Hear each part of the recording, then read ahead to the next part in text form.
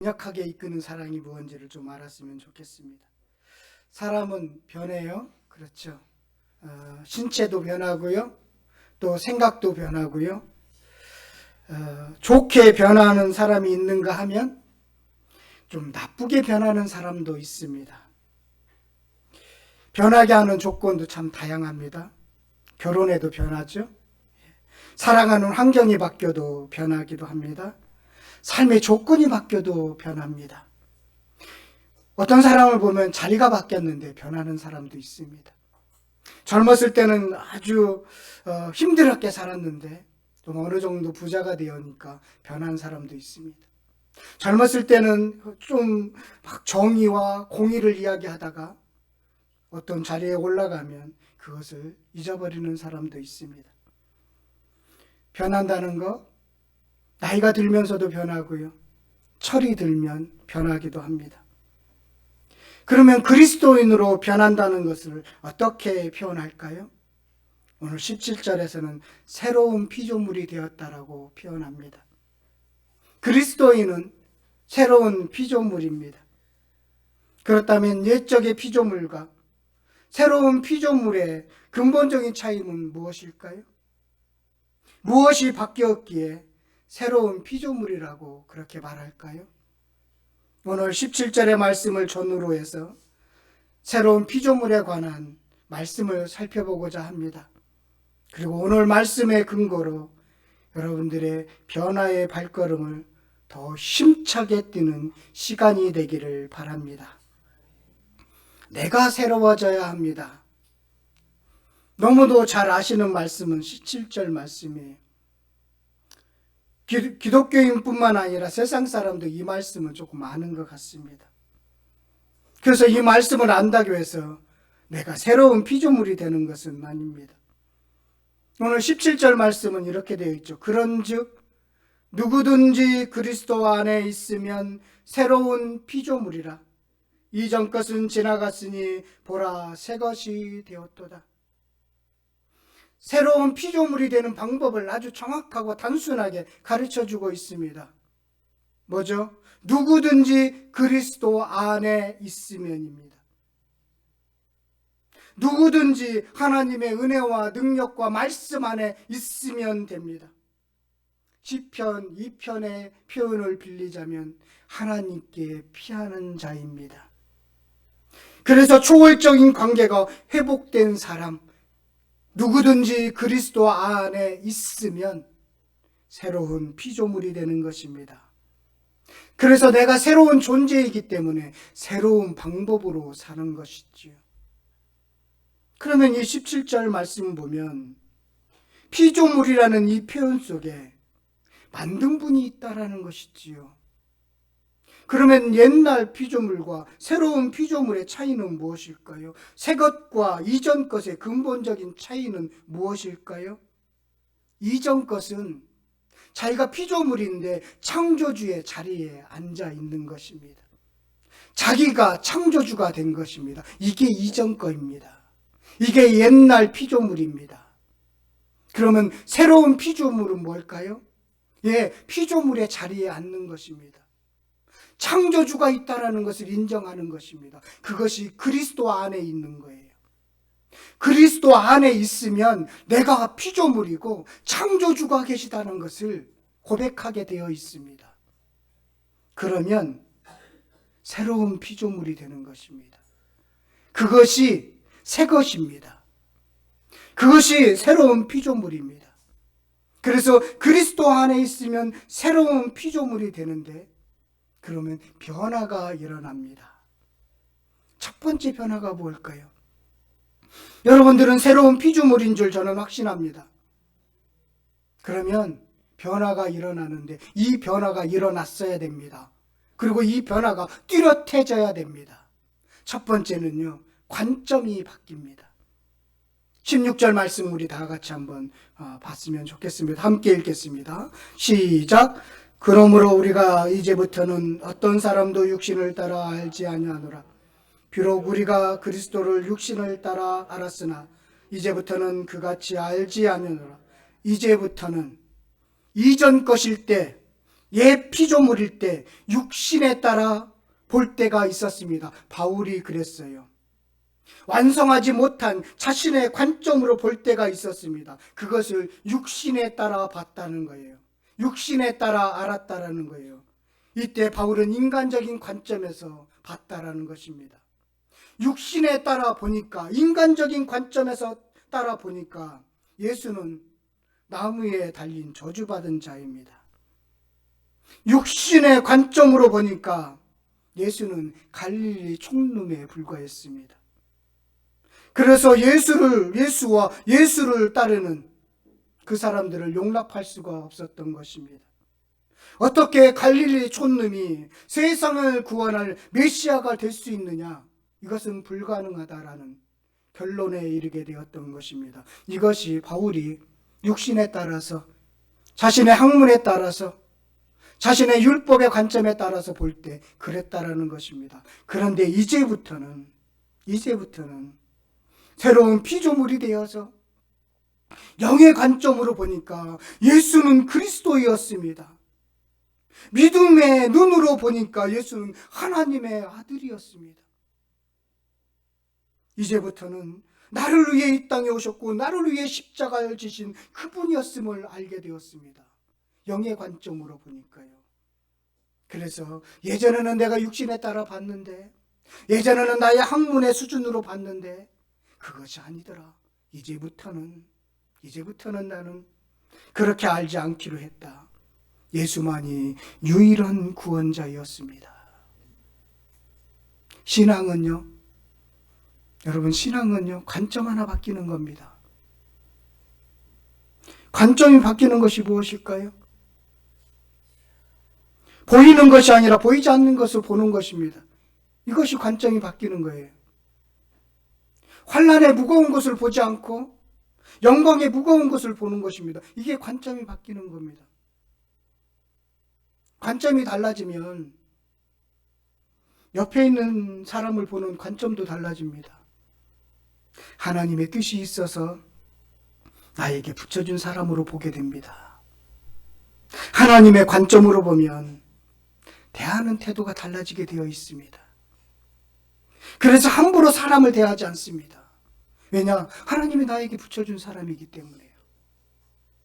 자신의 주어진 환경에 대해서도 함부로 판단하지 않습니다. 하나님의 뜻이 있어서 이 상황을 허락하셨다라는 관점이 분명하기 때문입니다.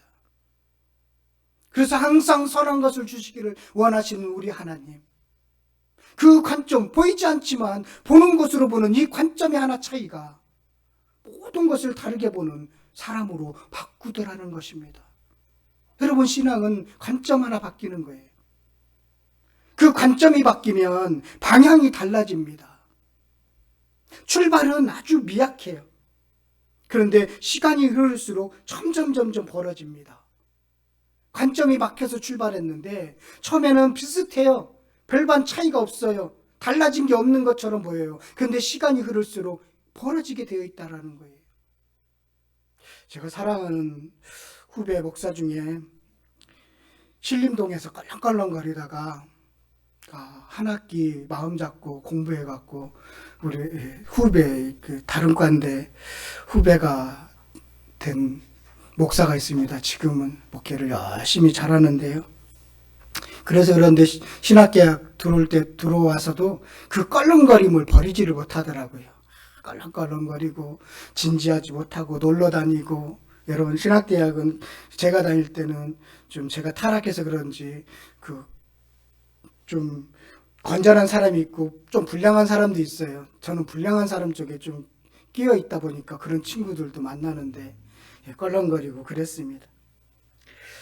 그렇게 생활하다가 4학년 때 저는 이제 몰랐는데 듣게 되었습니다. 4학년 1학기를 마치고 군대를 갔대요. 이렇게 살면 안 되겠다는 생각도 들고 그래서 군대를 갔는데 통신병으로 가게 되었다고 합니다. 그래서 이제 병장이 되었을 때 농땡이를 까고 싶어서 소위 깐다고 그러죠. 그래서 후임을 데리고 이제 그 부대장한테 전선, 통신병들은 정성 수거하는 것들을 한대요. 그러니까 업무는 있어야 되니까요. 그래서 시컷 놀다가 그렇게 계속 놀면 안 될 것 같아서 조금 걷어가자. 그렇게 걷는 중에 이 전선이 바람이 그날 많이 불었는데 고압선에 단 거예요. 전선이.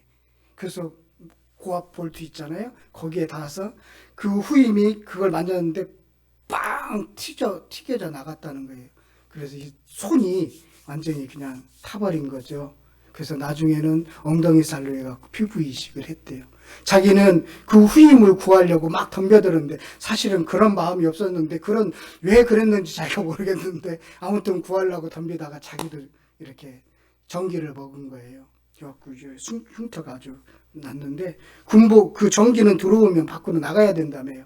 그래서 이쪽으로 그 군복이 검게 탔다고 그러더라고요.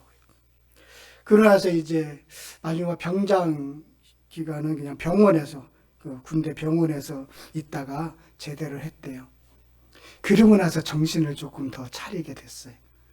그래서 공부하고 또 열심히 살고 그렇게 해서 지금 아주 훌륭한 목사님이 되셨는데 그러면서요 신림동에서 아직도 껄렁거리는 친구들을 가끔 본대요. 그러니까 자기들이 고등학교 때 그렇게 동네 소위 그것처럼 한 10명이 모여서 뭉쳐다니고 그랬다고 합니다. 근데 자기하고 그 미대 정신 차리고 그 친구도 미대를 그림을 조금 그려서 미대를 갔는데 그 친구하고 2명만 빼고 8명은 지금도 신림동에서 껄렁거리면서 당구장에서 짜장면 시켜 먹고 그렇게 살고 있대요. 예, 처음에는 그 친구를 보면서 처음에는 그 방향이 약간의 차이가 있었지만 시간이 흐를수록 너무나 차이가 많다라는 거예요. 그래서 지금 최근에 한번 봤는데 그 친구들을 보니까 그 할아버지가 되어 있더래요. 자기하고 나이 차이가 한 20년 정도로 차이 있는 것처럼 얼굴이 확 달라졌다. 그런 이야기를 하더라고 합니다. 예, 관점이 바뀌면 방향이 바뀌는데 삶이 바뀐다는 겁니다. 그것이 신앙이에요. 다른 거 아니에요. 나는 예수 알게 되어서 예수 방향으로 갔는데 그래서 어렵기도 했는데 힘들기도 했는데 그래서 어느 정도 가보니까 차이가 나더라는 것이지요. 이것이 신앙입니다. 관점 바뀌는 것입니다. 그런데 하나님은요, 기질까지는 바꾸지 않아요. 기질은 그대로 사용하십니다. 13절에 보면 바울의 기질을 알려주는 대목인데요. 우리가 만일 미쳤어도 하나님을 위한 것이요 정신이 온전하여도 너희를 위한 것이니. 바울은 고린도에 사역할 때 미친 듯이 사역을 했습니다. 어디에 미치는 거 참 중요합니다. 그런데 어디에 미치느냐가 중요한 것 같아요. 나는 하나님께 미쳤습니다. 하나님을 향해서 미쳤습니다. 하나님과 이웃을 향해서 나는 미쳤습니다. 그래서 나는 사라지고 없는 것입니다. 그런데 자기의 편견과 자기의 사상에 미치면요, 타인을 위한 흉기가 됩니다. 바울이 한때 율법에 미쳤을 때, 그것이 전부라고 생각했을 때, 이전이었을 때, 그는 사람을 죽이는 데 이용되었습니다. 그런데 예수에 미치니까 바울의 열정, 눈물은 그대로인데 사람을 온전히 세우는데 쓰임받더라는 것입니다. 율법에 미쳤을 때도 엄청 열정적이었잖아요. 예루살렘에서 담에서까지 그 예수 믿는 사람들 체포해서 죽이겠다고 그렇게 열정을 보였잖아요. 그 열정을 사용하신다니까요. 그 기준은 그대로 사용하시는데 방향이 바뀐 거예요. 쓰이는 도구가 달라진 거예요. 하나님께 미친 바울은 사람을 온전히 세운다는 것입니다. 이것이 관점이 바뀌고 방향이 바뀌고 그러니 사람을 세우는 대로 그렇게 쓰임받더라는 것이 이게 신앙입니다. 이게 새로운 피조물입니다. 그리고요 또 하나는 삶의 목적이 바뀝니다. 15절에 보니까요. 그가 모든 사람을 대신하여 죽으심은 살아있는 자들로 하여금 다시는 그들 자신을 위하여 살지 않고 오직 그들을 대신하여 죽었다가 다시 살아나신 이를 위하여 살게 하려 함이라. 예. 이제는 자신을 위해서 살지 않고 옛사람은 자신을 위해서 살았습니다. 자기 자신이 목적이었습니다. 자기 자신만을 생각했습니다. 그런데 이제는 새로운 피조물이 되었을 때는 이제는 내가 목적이 되지 않았습니다. 그들을 대신하여 죽는 것이 목적이었습니다. 인생의 목적이 주님으로 바뀐 것입니다.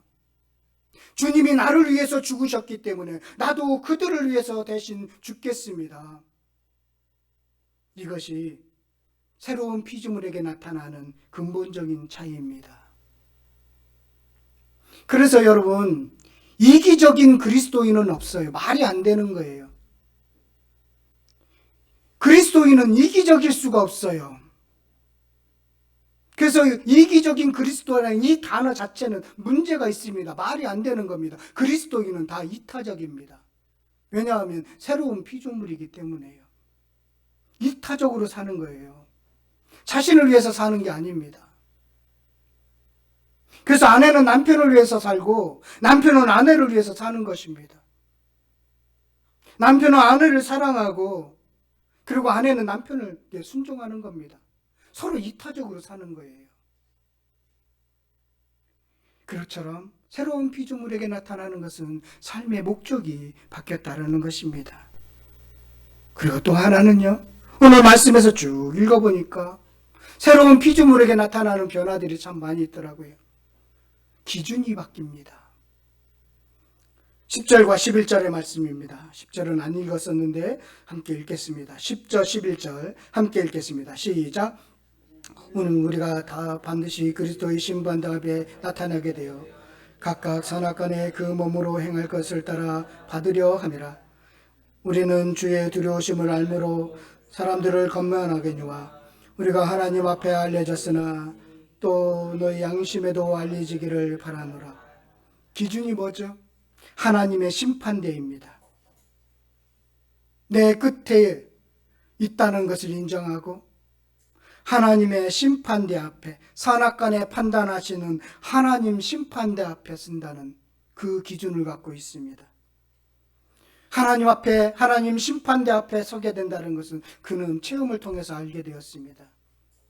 그러니 새로운 피조물에게 나타나는 현상은 뭐죠? 두려움으로 살아가는 것입니다. 이 두려움은 경외함입니다.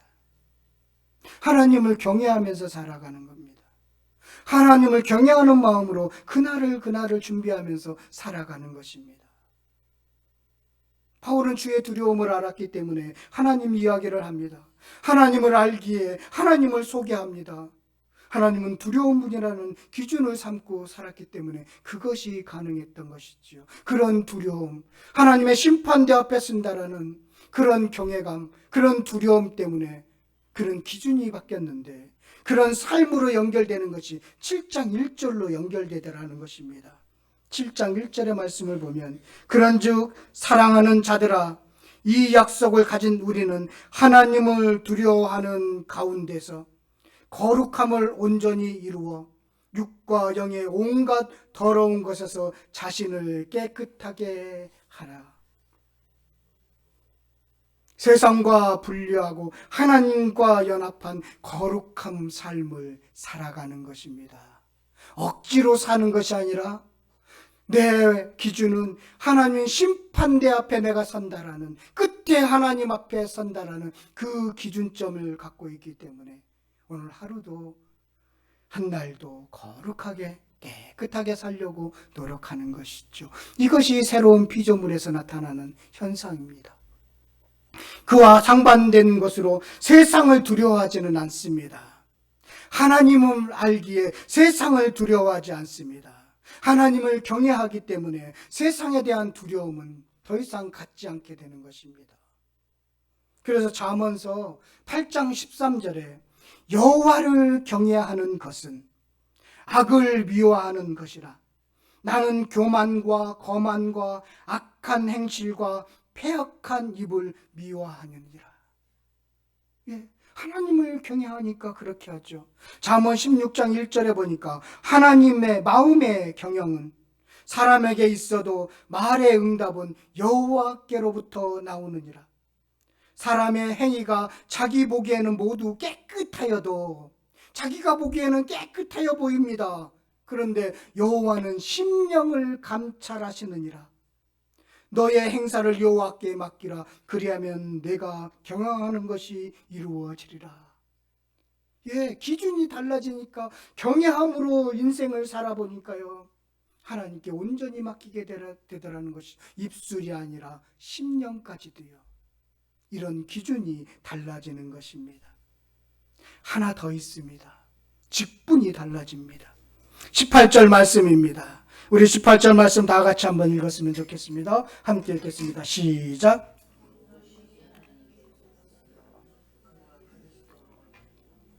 화목하며 직분을 주셨으니 화목하게 하는 직분을 주셨으니 새로운 피조물에게 주는 직분입니다. 새로운 피조물이 되면 화목하게 하는 소명이 주어집니다. 손해보는 소명이에요. 내 정성 사랑을 써야만이 가능한 직분입니다. 십자가가 그렇습니다. 그런데 화목하게 하는 직분을 수행하기 위해서는 이 두 가지를 좀 버려야 되는데요. 17절에 말씀, 과거를 자꾸 들추면 화목할 수가 없습니다. 이전 것은 지나갔습니다. 그런데 과거는 힘들었어요. 어려웠지요. 이전 것은 지나간 일입니다. 그 과거에 매여 있으면 과거에서 벗어날 수가 없습니다. 과거와 화해하시고 미래로 나가셔야 됩니다. 자신의 과거와 화해하십시오. 그때 이럴 걸 이거 하지 마십시오. 그것은 과거와 화해되지 않은 사람들이 자주 사용하는 단어입니다.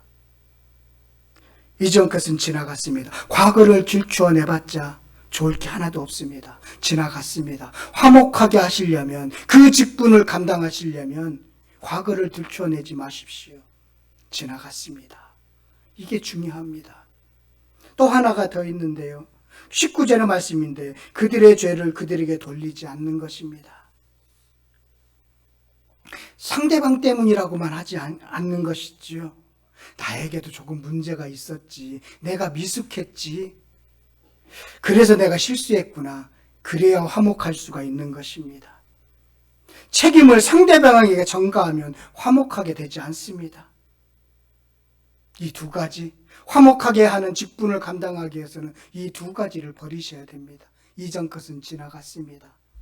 그리고 상대방만 잘못했다고 하는 그런 사고방식 버리셔야 됩니다.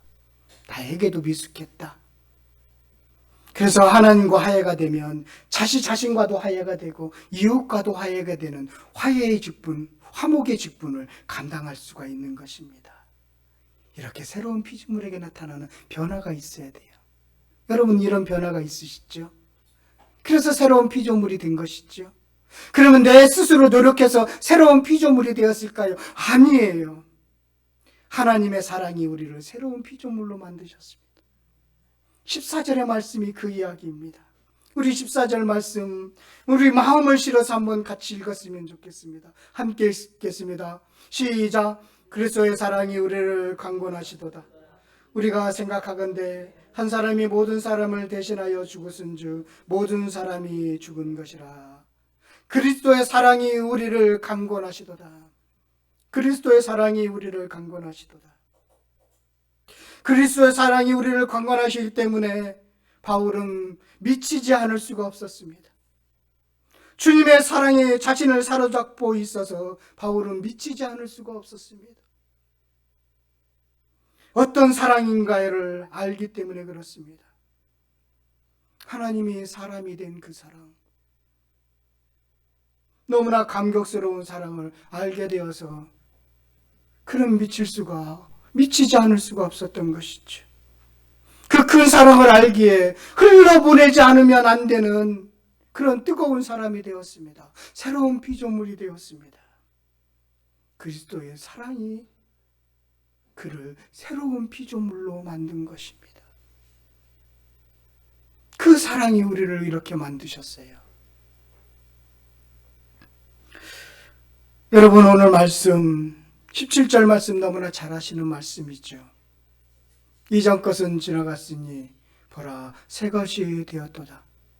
내가 새 것이 된 이유는 나의 노력이 아니라 하나님의 강권하심입니다. 그래서 이 자리에 함께 예배드리게 된 것이지요. 오늘 말씀을 이렇게 적용했으면 좋겠어요. 새로운 피조물이 된 감격을 회복해요. 한번 따라해 보십시다. 시작. 새로운 피조물이 된 감격을 회복해요. 감격을 회복해요. 내가 새로운 피조물이 되었습니다. 이전 것은 지나갔습니다. 바울이요. 내가 새로운 피조물이 되었습니다. 여기 17절 보니까요. 이전 것은 지나갔으니 보라, 보라. 이것은요, 감탄사예요. 보라, 보라, 새 것이 되었습니다. 나를 보십시오. 내가 새 것이 되었습니다. 저는요, 여러분들이 새 것이 된 줄 압니다. 이 감격을 회복했으면 좋겠습니다. 보라, 내가 기준이 달라졌습니다. 보라, 내가 보는 눈이 달라졌습니다. 보십시오, 내 방향이 달라졌습니다. 보십시오, 내 직분이 달라졌습니다. 보십시오, 저를 화목하게 하는 직분으로 세워주셨습니다. 보라, 보라, 새 것이 되었도다. 이 감격,